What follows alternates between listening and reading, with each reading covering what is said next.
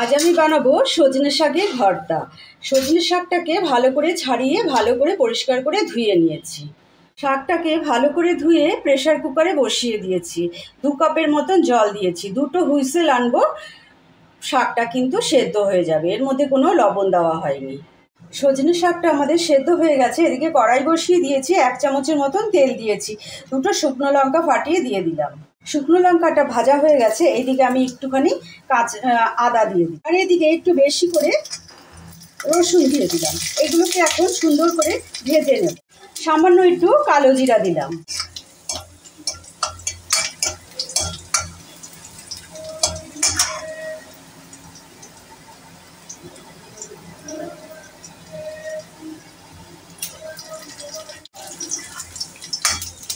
পেঁয়াজ দিয়েও ভালো করে ভেজে নিই। পেঁয়াজ, রসুন, আদা, লঙ্কা আর সজনে শাকটা ভালো করে আমি পেস্ট করে নিয়ে আসছি।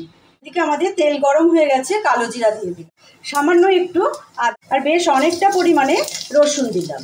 এরপর দিয়ে দিলাম একখানা বড় পেঁয়াজ। এগুলোকে এখন ভালো করে নাড়াচাড়া করে একটু লাল করে নেব। এদিকে আমাদের পেঁয়াজটা লাল লাল করে ভাজা হয়ে গেছে। এবার আমরা সজনা শাকটা দিয়ে দেবো। সজনা শাকটা দিয়ে ভালো করে নাড়াচাড়া করতে থাকবো। নাড়াচাড়া করতে করতে একদম এটাকে শুকিয়ে ফেলবো। এর মধ্যে আগে লবণ দিইনি, এখন আমরা লবণ ব্যবহার করলাম। পরিমাণ মতন হলুদ ব্যবহার করলাম। এর মধ্যে আর আমি লঙ্কার ব্যবহার করব না, কেননা শুকনো লঙ্কা আর কাঁচা লঙ্কা দিয়ে দিয়েছিলাম। আমাদের সজনে পাতার ভর্তা সম্পূর্ণভাবে রেডি। আমি 15 থেকে 20 মিনিট পর্যন্ত কড়াইতে নাড়াচাড়া করেছি।